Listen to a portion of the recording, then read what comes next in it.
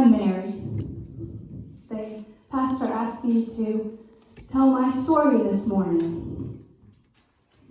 It's really not my story, it's Jesus' story. But,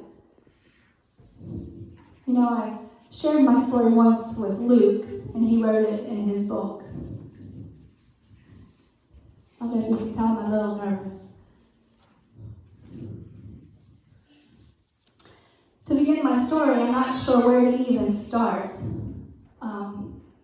But I think that as I look back on my life, I realized that it begins with the story of Elizabeth and Zachariah. That God began working in my life, and I could see it in the story of Elizabeth and Zachariah. Elizabeth was my cousin, or is my cousin, and she's a little bit older than me. But her and Zachariah wanted to have a baby, and they were getting up there in their age. And Zachariah got that call to go to the temple, that once-in-a-lifetime call to serve the Lord in the temple. And so Elizabeth came running to my house, all excited. You see, while Zachariah was in the temple, he encountered an angel. And so Elizabeth had come running to my house, and she was all excited, and she began telling me this story that Zachariah had an encounter with this angel. And she was grinning from ear to ear. She was so excited. And she told me that Zachariah was mute.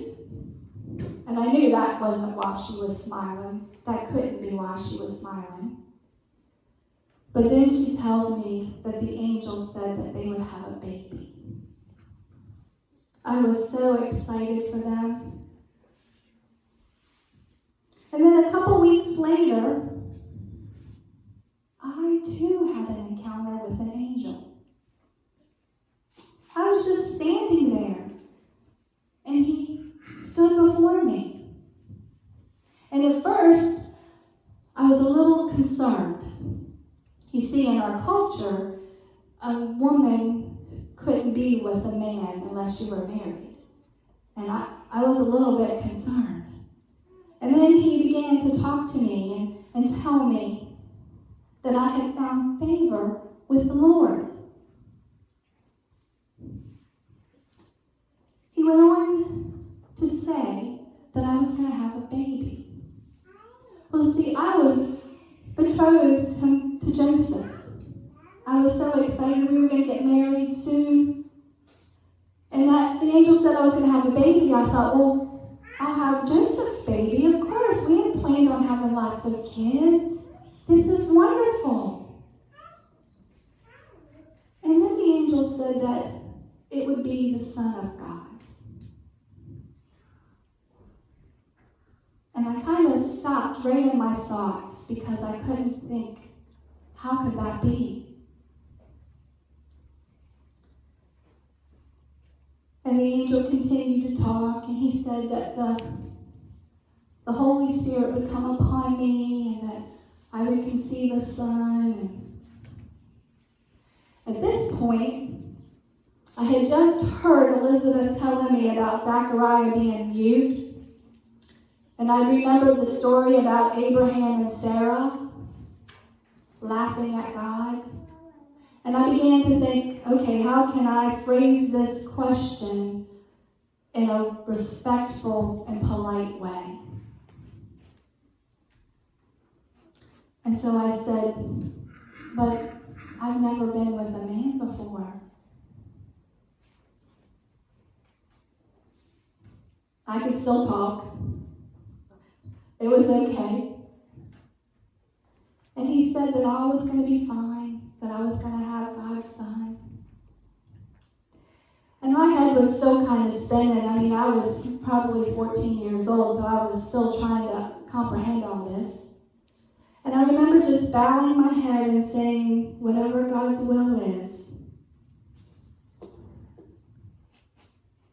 I decided to go visit Mary, or I decided to go visit Elizabeth after that, trying to think. And she was pregnant too, so I headed there to be with her. And oh, what a joyous time we had. We laughed and we cried. We talked about having the babies. But the reality was I had to get back to Nazareth of Galilee. I had to talk to Joseph. How is this all going to happen? You see, we lived in a really small town, so word would get out very quickly. And at this point, I was already kind of showing that I was pregnant. And so I went back to Nazareth in Galilee. And I know Joseph loved me. But boy, did I put him in a tough spot. People told him to not marry me. I even heard rumors about stoning me. Joseph was a good man. And he questioned it, which I understand. But one night he had a dream, and an angel spoke to him. There that angel is again. We've had angels 3 times. And the angel told him to go ahead and wed me. And that when the baby came, to name it Jesus. Now, Joseph never said that the baby was his. He was too honorable. But we got married. And I was pregnant.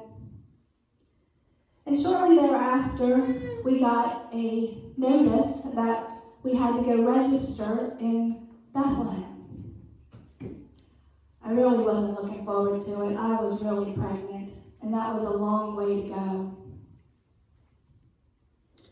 And Joseph kept apologizing and tried to make me comfortable. We gathered the donkey, and we gathered some clothes, and we took off on the journey to Bethlehem.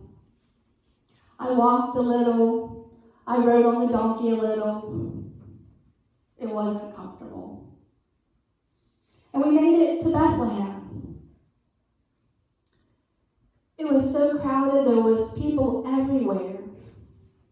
And there was no place for us to stay. We went from place to place, and there was just no room. Finally, someone said, well, you can live, or you can stay in our stable for the night. And at that point, we were so tired it didn't matter. We just needed to sit down. I was tired.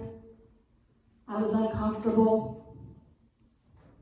Joseph got some hay and laid it up for me, and I got comfortable and tried to rest. He tried to sit beside me and calm me. I was getting a little nervous.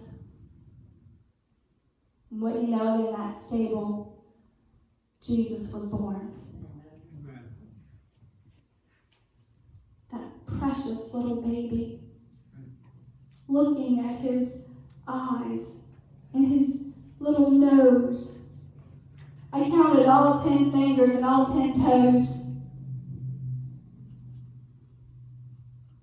It was the most precious thing that I had ever seen. A little while later, we had these strange visitors from the shepherds. You know, the shepherds never come into town. They're always out in the field with their sheep. And they just showed up there at the stable.